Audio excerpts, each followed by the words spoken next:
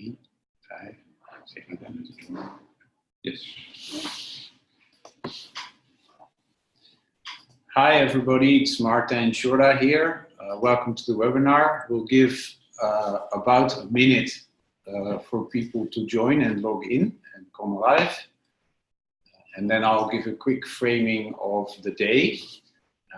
I'm really excited that everybody is here and that so many of you were able to join. It looks like we have a total of 22 participants now. Even more, better. And I'll switch to the agenda.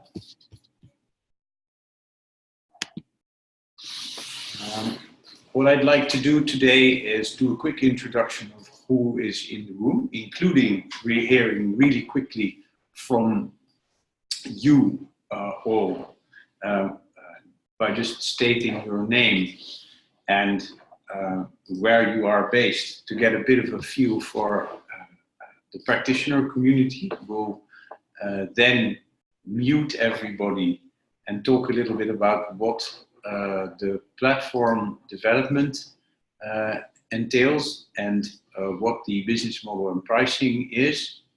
And then finally, we have a Q&A section for you to ask any questions that you might have. And you can either put in a question while we're talking about our topics by clicking on the chat, because the person you do not see, who's also with us in the room, who's moderating this talk, is Jorien. And she can take questions and you can submit them by using the chat function, but we will also unmute all the participants at that part of the webinar. Without further ado, a couple of words of introduction about myself. I first met David Kantor about 19 years ago in a dialogue training in England, and we became friends and started collaborating on and off. And in 2017, towards the end of the year, David and I had a range of conversations which resulted in myself and Sander flying out to Boston and taking over from Kantor Institute the management and development of the instrument side of what is known as Kantor Institute. And by introduction of who I am, I'm a qualified psychotherapist, but I work mainly in the corporate world as a consultant that helps drive team effectiveness in organizations. I've been doing so for 20 years. And with that, I'd like to hand over to Sander to give a bit of an introduction of himself. Hi, I'm Sander. I got involved with the Kantor Institute through Martijn. Martijn and myself have been working together for the last couple of years. I am a co-owner of a web agency in the Netherlands, and we developed all sorts of web instances.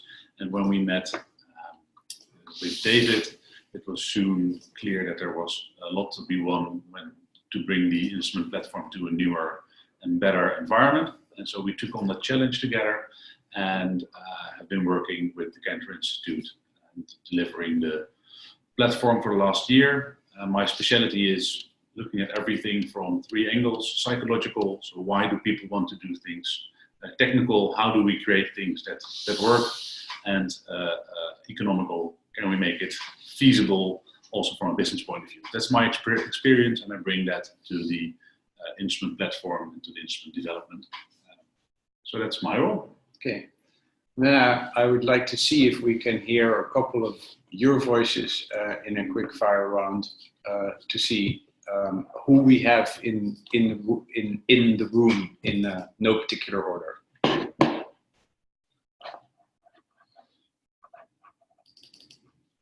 It seems like we can't unmute it.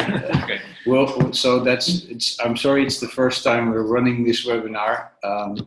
We'll make sure that we get the technology down pat better next time.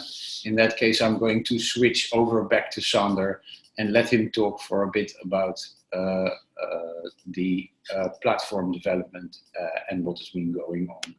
Yes. So if you have a question, I think the raise hand function will work. So please do stop me or give some more in-depth feedback about what you want to know. So we've worked on the platform in numerous ways. First, beginning with making things easier. So we created things like the Excel upload form that you might have worked with in the last half year to stop the practice of having to upload each and every one. Then there's the instrument updating. So one of the things that we've been working on is getting the there's the chat. Getting the platform to a newer web-based survey platform. That's been a lot of work, and you've all had your chance to see where we've been going with that. And we've been creating it in such a way that it's really easy to be multilingual, to support multiple languages within the same knowledge framework, but also to enable for interactivity in the future. So if you go to your report, it is a web page to begin with, and these web pages can be interactive. And we're really thinking about moving them up in the development roadmap of interacting with the 4 axes that you know within structural dynamics, to get more explanatory fields, to see if we can get different views, but also to compare different languages. So you can switch at question 5 to another language. You can see a report in all languages. And in earlier days, those were all different knowledge models in the platform, which were very prone to errors because one could have done could have seen some changes in the model, or for instance, algorithmic changes that were different between versions. So we've all condensed them into one version and made it web-based with a download functionality that most of you have already tried. I want to thank you all for your great feedback because it's been really helpful. And we're planning to go live with this in the next couple of weeks to transfer to the new one. So one of the things that you haven't seen is a renewed instrument platform, because the backend and the way the backend works within the Kantor Instruments right now can feel, and I can say it just the way I feel about it, a bit clunky once in a while. The way you have to change ever so slightly. Ever so slightly. You can't delete participants that you have added. You need to call support for that. Of course, we've been doing the customer support for the last year and have learned a lot about what are the most pressing points there. But the thing is that what we want to do is we want to create a better interface that's ready for the future, and also to be more equipped, faster, but especially from a end user point of view, from your end, be better connected to possible business opportunities. We've already created things that manually right now, which we can help you with if you have a request to export, for instance, all data of one client into a format that can be used for business intelligence or to synchronize with other tools. And we're looking on to work with that as well. And I think if technology works, I can show you my screen. Jorien, can you give me my screen? Because then I can show you briefly what the new portal looks like, and otherwise I will use Martijn's machine to... You can use share screen there for yourself. No. Okay, these are the option. Then I will see...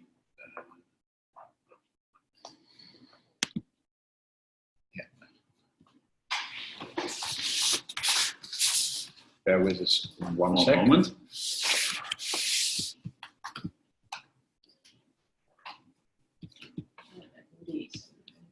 No, not indeed.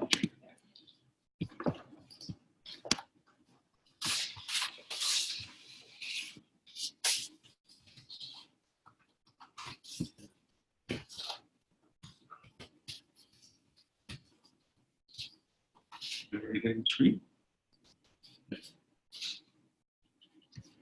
If you give me your screen. Yes. No. This is one standardized platform, the share. It has a completely different look and feel. And as you can see, it will work. It will be recognizable from the point of view that it's still project. But the performance, at least if you can see, so the performance is way better. You can switch to all your past projects, see the current running projects. You can see things that you have scheduled in the future. So you can schedule. You can even send out questionnaires based on a date, the date and time. So you can exactly specify the time at which you need to go out, not only the date, which was one of the functionalities that we came across that was very particularly necessary when inviting bigger groups. Then when you start, you have an overview about, well, which service have been completed, what's the status, when it's created, when it's finished, who is it for, who's the practitioner, and you can go to the participants. In this moment, I haven't selected any participants, so I can select participants. There are some little quirks like here. This is not exactly perfect right now. But you can add new participants, add existing participants, import participants via the Excel upload that we've created earlier in the old portal already, and synchronize participants is one of the things that we're going to work on in the future, to have implementations with big clients that you want to have their HR or their Active Directory connected to the population that you have. So if you want to add a participant that's already there, for instance, that you have already done a test with, will now go to your client and it will show you all participants. There will be a little search bar here. And instead of just clicking, I want to add this participant, and right in the same dialog, you can say, I want to add it, or I want to add it whilst using previous results, so that you know you can use the previous baseline, or if you want to just add it and want to send out a new baseline. You can, of course, add a new participant, use all the fields that you're aware of. And one of the newer things, which is also interesting, is the functionality that we're working on that's been really excited, that we're really excited about, is the context setting. So because it's a standardized platform, we've came across a knowledge domain where it's really important that you contract the context in which you ask somebody the question. And in this case, you could, for instance, ask people the questions to fill out in their business perspective in the baseline based on your role as vice chairman of this and this company, or based on your role as product owner in this company, based on your role as sales manager in that company, because every person might have a different way of looking at the questionnaire. And since we've been doing that, I've taken the baseline in these test environments. And one of the things that was really interesting is I didn't always know what perspective was asked of me. And so that's a thing that we're going to add. If you have questions about this, please do raise your hand and give feedback. So this will be the new backend for the portal. I think we can switch to the presentation again. Yep. Which will not be here instantly, but we're working on it, and it will be planned for launch somewhere in September, where we will use the old and the new platform at the same time. Everything is backwards compatible for now. There will be a moment where this is not the case, but we'll be using September to go and beta test the new platform.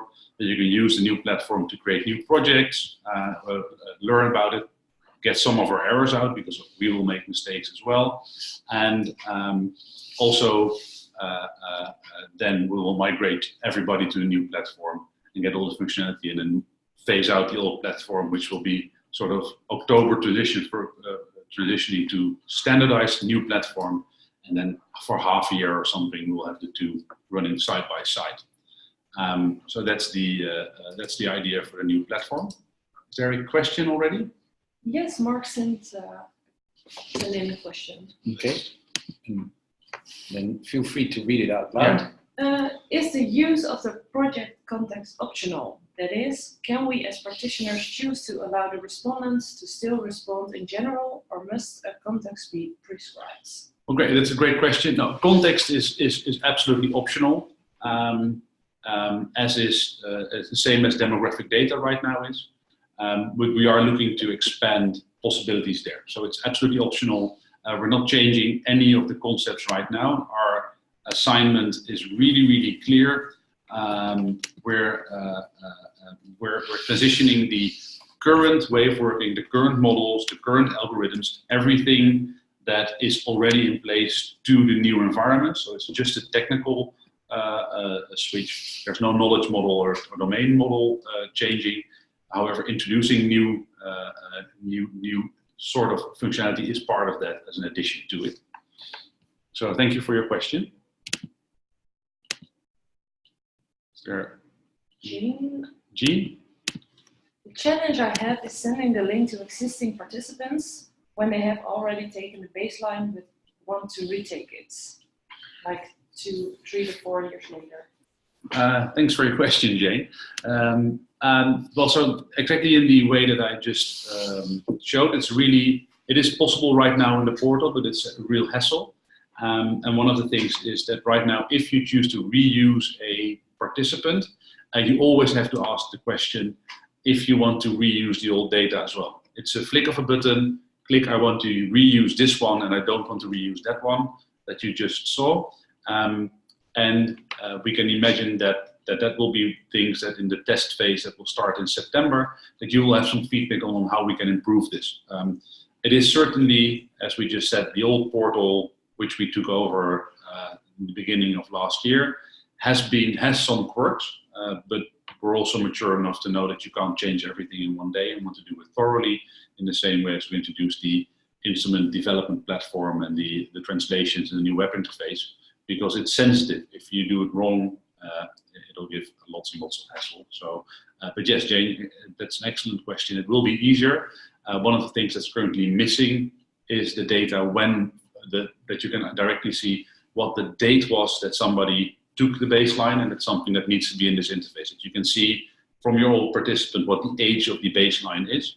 And I could even imagine, but that's a future thing, that one could have a sort of report where you could combine the old and the new one. But that's something that's really back on our log for the future. I think there's one more question, or is there a remark? No, not yet. Good. Thank you. Do you have any other comments to make about the platform development? Yes, I have a question. So it would be great if we can get some replies. Currently, the reports are being given out in the PowerPoint format. So if you download the reports, you get a PowerPoint. And I would really love to see, we are moving towards the web page with a download functionality. And I'm curious to know if you prefer PDF or PowerPoint, because the sort of general practice in the market is PDF. So we're leaning towards PDF, but we don't know if that would give problems in your way of working when we export things to PDF that you might want to add or change before you send it out to your participant or to your customer. So that's one of my my questions. I'll give you some time to answer. Can we have both PDF and PowerPoint? Oh, sorry, there's some answers coming in. Prefer PDF, PowerPoint not useful. I would prefer PDF. Thank you, Alison, Mina, and Peter. I was already expecting the can we have both. It makes the download interface a bit more clunky, but it's something we prefer PDF. Yeah. Yeah, that's of course logical if you do. But perhaps you can say a few words about the plans for the team report. Yeah. So yeah, that's interesting. So we're having these conversations. So I think that the general is there is a need for both. Yeah. I think we can just write that down, that we need to have both. Yeah. Especially changing of the group report. So there are some interesting conversations going on around the team report, especially a difference between the team report with questions and without questions. So the team aggregate, we're looking at sort of making it easier to do the team report as an aggregate, but we're also looking at maybe a report that you can give out to your participants and a report that's for the practitioner, so for you, to work with that has a bit more content, context that's not written towards the end receiver, but more written towards you. So those are ideas that we're working on. And looking at, for instance, also the profile clashes is some things that we've been given some insights on by David. That could be really interesting to also merge in the team report and show where the profile clashes could be. So we're looking at making it, and that's a conversation we're having with the Kantor Institute this summer, making it easier and cheaper to just run aggregates, because I think running aggregates is some sort of a service. It's just collecting data that's already there, and looking at improving the team questions, improving the context of the team questions, and improving the report for the practitioner to get more data, more insights, and also more coaching perspectives proactively, and that you just need to use your training for it. Because I all know you're all certified, but it's never wrong to get some help on that. So that's on the roadmap to work on. Yeah, looks like we have another question, Jorien. Not yet. Oh, no. And then the interface said something. So that's round about the platform development update. And I think things have gotten under the hood. Things have gotten more and more stable in the last year, and we're now ready to move forward and introduce newer and better functionality. Okay. Then I think if we do not see any more Q&A right now. Also, Eleanor and Melanie would like to have a PDF. Okay, more. So PDF. So I think that we can say that keep the PowerPoint, also use PDF. So that's one of the requests. Yeah. And, thank you. And Roy Lawrence is commenting that the improvements to the team profile sound great. So that's also good to hear. Thanks for your feedback so far. Then let's move to business models and pricing. Yeah, so one of the things that we're currently, that we've always worked on is post-paid. So everybody sort of pays what he or she uses. We went silently into monthly invoicing. So we stopped invoicing at the end of a project because that really was very, very difficult, because when a project moved, for instance, you had to postpone the end date of a project, project finished, still need to add some participants, move along, and then 1 month went to the next month. We got all sorts of problems in invoicing. So one of the things that we've changed to, and that's also preluding the new way of being able to get people off your project when they're wrongly there, is that we only invoice actually used baseline. So if somebody takes a baseline, that is the moment where somebody gets when you get an invoice. And this has always gone smoothly. It's not been an exact superb transition, but we're working on that really hard. And if we made some mistakes, this is a great moment to apologize. And we're moving forward. So there was always the possibility of prepaid, but we love to do more prepaid, because I think it's better to already have the credits and just know when they're coming along, and want to endorse prepaids by building in bulk discounts. So one of the things that we've agreed on with the Kantor Institute is the new pricing format. I think we've elaborated on that a bit in emails already, where we're going to, we'd love you to be able to buy a bit more in advance, and possibly build on that, either by giving the retail price to your client and making a bit of a margin there, or by just using it yourself at a discount. Discounts start at buying 10 baselines, out of the top of my 20 baselines, and they move up to sort of, if you buy lots of them, they have a 24-month expiration date. So they will expire once, but they are not going to expire soon. So that's the new pricing and business model. And we're really looking to bring this forward in the future. So one of the things that we're thinking on in the product line is subscriptions.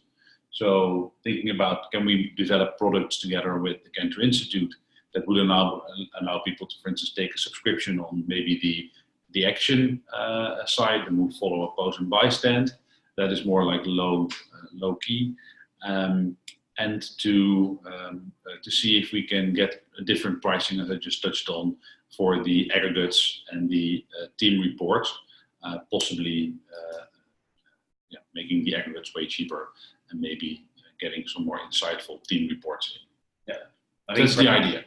I think perhaps as a follow-up to this webinar, we will send out an email which has a little bit of a summary of this, but also will include the pricing table for you to do some of your calculations and see how the pricing structure would work out for you.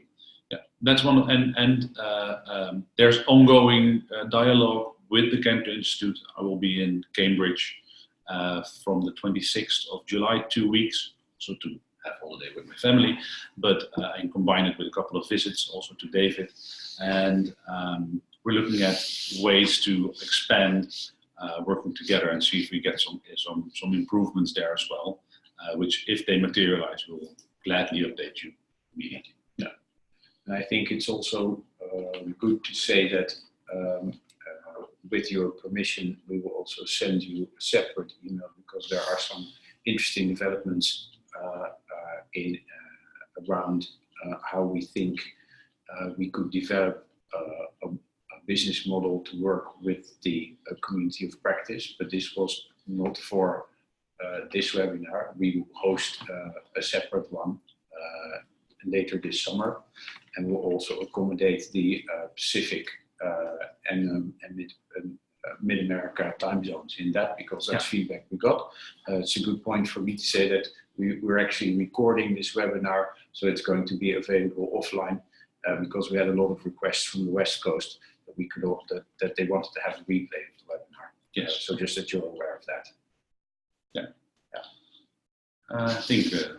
I think that is, in as far as we're concerned, what we had to say, and I really would like to provide an open floor for your questions now. So I think it would be great if you could give us your questions through chat by just typing them in, and then we will answer as we go along.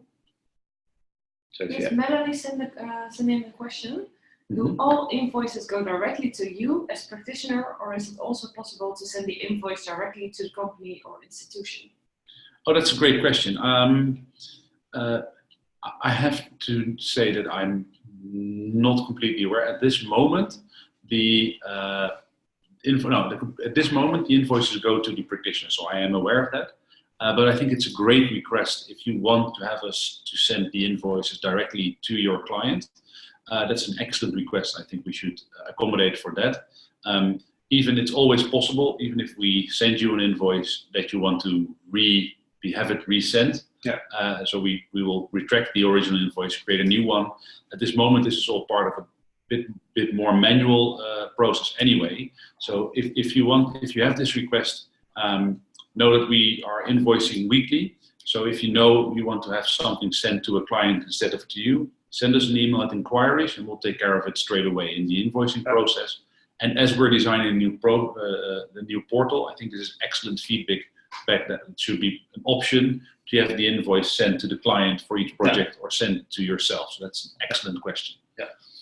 And to build on that briefly, what's perhaps also interesting going forward then is that, let's say there's a big corporate client. I quite often have batches myself of 20 to 30 to 40. What I can see happening well is that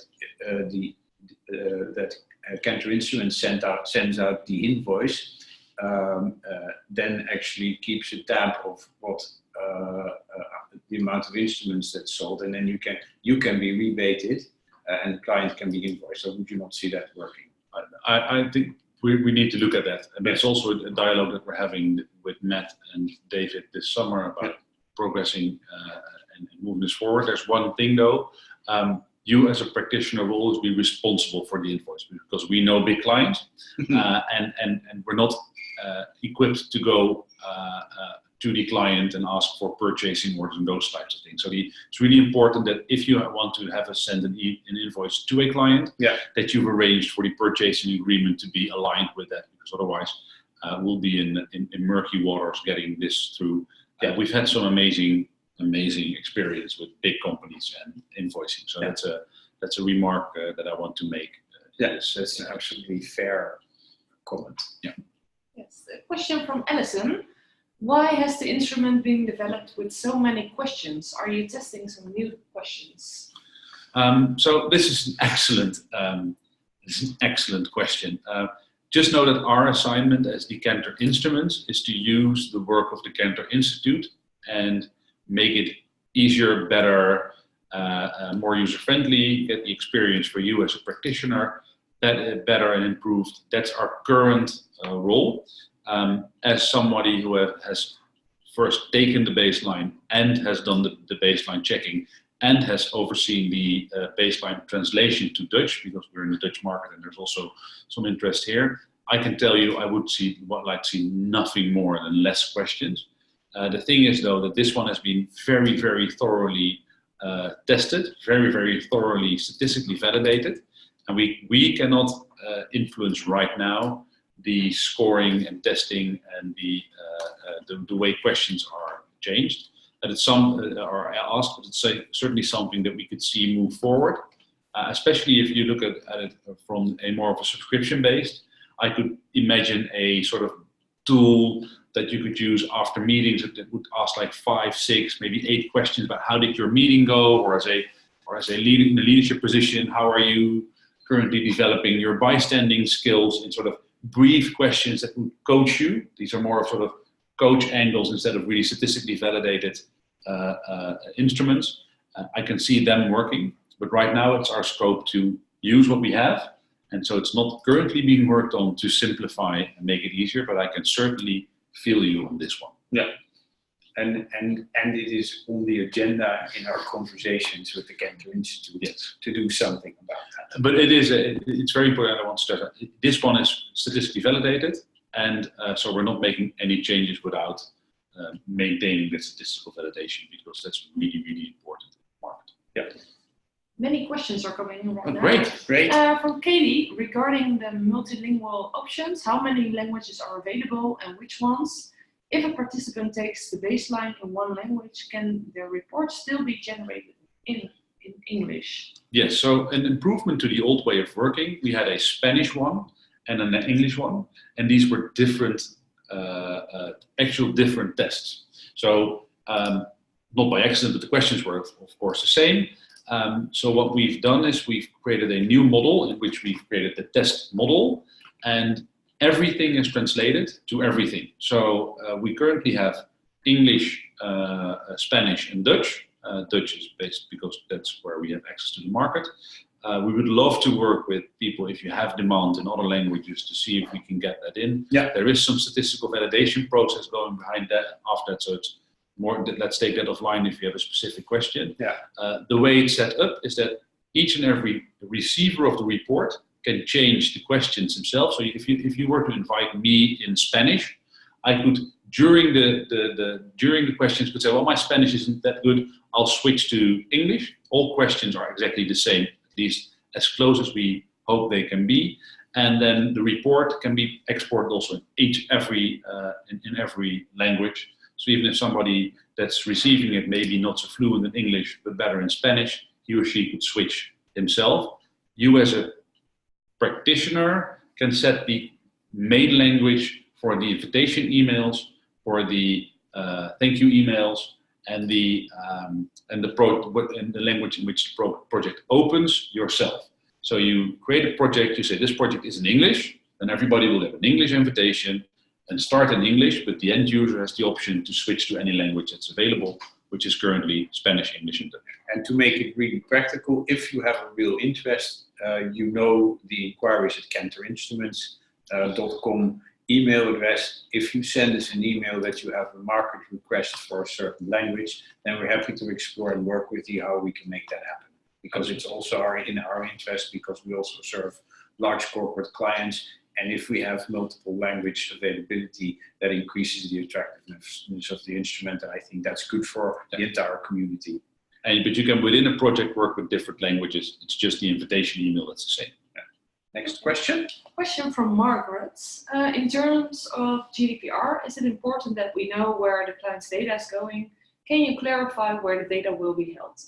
So at this moment, the data is held in the data infrastructure of Microsoft Azure. So it's in one of the safest environments possible. So we're not hosting machines ourselves.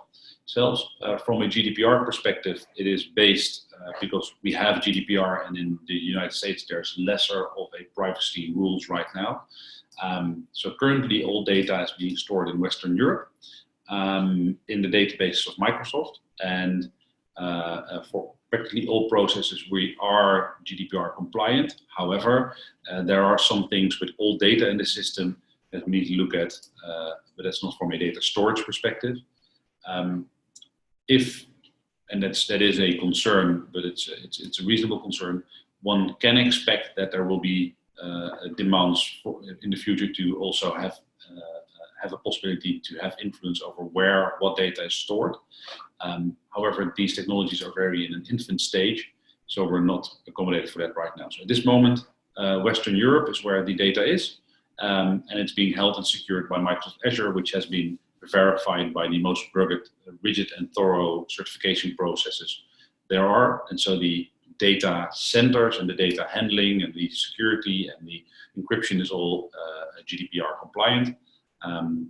We need to, one of the things that we want to work on, but that's together with you, is sort of how do we get a consent in for us at the help desk, for instance, to use your data. So that's where in the fall this year, we'll have somebody make a thesis, because it's really interesting on sort of, if we're going to help you, that you first give us the okay to use and see your data, for instance. So we're going to get the data layer away from the handling layer data. This is very technical, but so we're really aware of the GDPR compliancy and the things involved. It is not easy to fix all at once, especially for the German market. The request to have all data in Germany is at this moment not really possible for us. Catherine, did that answer the question? Maybe that's a good brief check-in. Yeah. Because this is privacy, and the data security is really something that we're concerned with. If we don't get an answer, then no, okay, well, not yet. Then we'll maybe Next see question. Next question. Yes, Catherine sent in a question. I missed some of the meeting, so I don't know if you already covered the high stakes instrument. Is there any news or when this might be available? Yeah, I will talk to that. We've been consulting with a couple of people.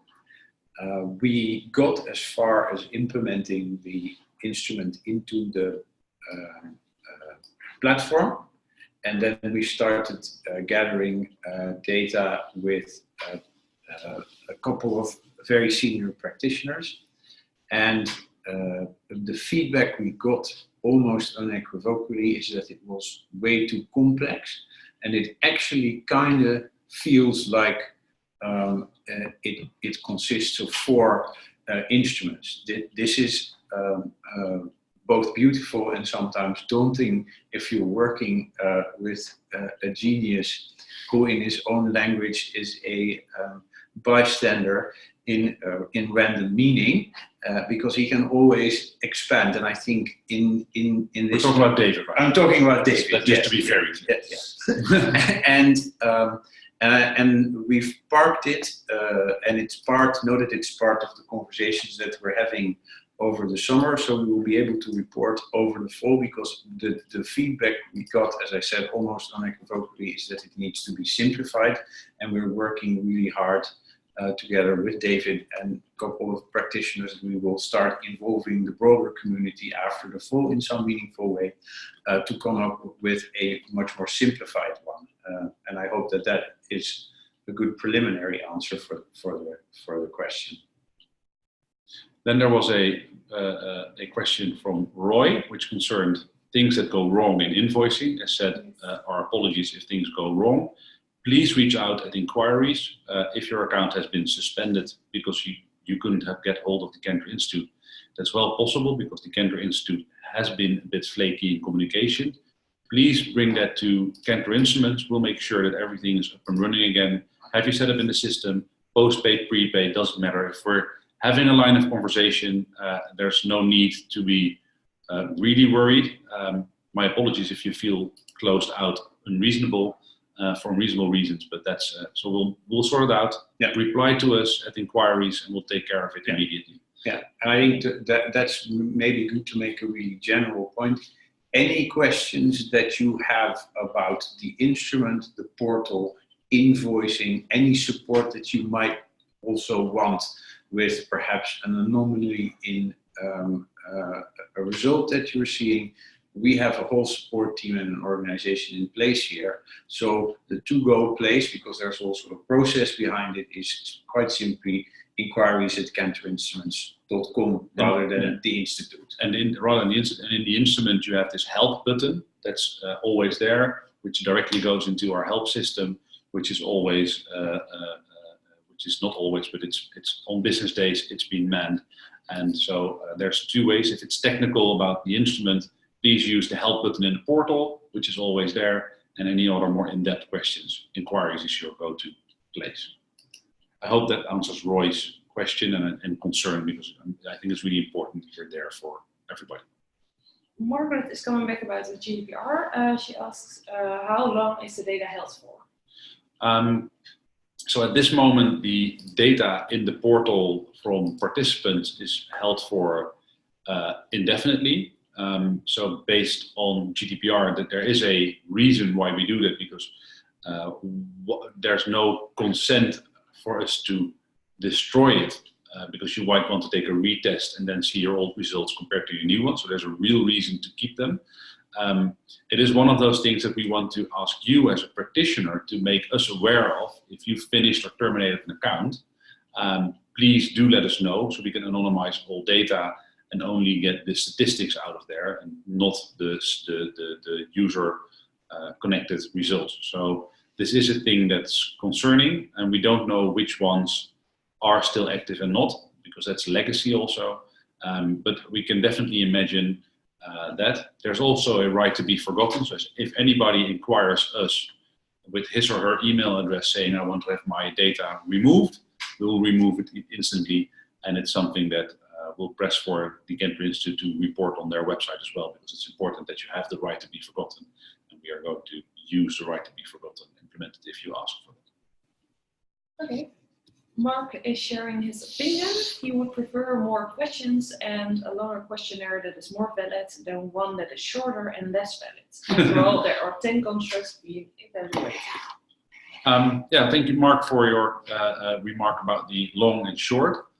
As said, we're not going to change the current baseline, but we can imagine shorter instruments that have more of an intervention nature than a statistically validated profile nature. So that's a thinking space we're in. As said, the Kantor Institute is in charge of developing the IP and the models. So we're implementing what's there. That's also the issue with the high stakes right now, that we're facilitating knowledge models are there, and we're not allowed to make new ones. Okay. Alison has a question. Will there be any move to present the instrument to an association like the British Psychological Society, Test Center, or USA for review? That's also a thing that should be at the Kantor Institute. So I would love to thank you very much for your remark. I think it would be very necessary and useful, and we'll take that to David in 2 weeks. And the Kantor family. It would be great if you could send a brief email, and then we will put that on the agenda for you. And if you have some insight on how we should approach that, or what's the best route, please also elaborate on that, or let's take that offline in a separate call, because I think it's really nice. If you have some insight about how this should be done, or what would be the best way, your advice is highly appreciated. And so far, so good. I think we're there. First webinar. Yeah, let's give one more minute to see if there are any other burning questions that pop up, because otherwise I think we're also all going towards the summer, so I think everybody is probably pretty busy, and rather than spending an hour and a half, we would have accomplished it in about 40 minutes, and we all have some of our time back. So if there aren't any further pressing questions, I'm looking at Joreen. Not yet. Well, Katie says, thank you, very informational. Thanks for your time. Great. So I want to express my gratitude for so many of you participating. We hope and actually know that this is the start, because in the companies we work in, everything has a rhythm. So we want to set up a rhythm of sort of a bi-monthly or at least quarterly rhythm, where we do this check-in with whichever people from the community that want to check in. And we're really working hard on coming up with a better process as well for really involving you in the development of business models and also value propositions for clients. But we'll reach out in further detail about that after the summer.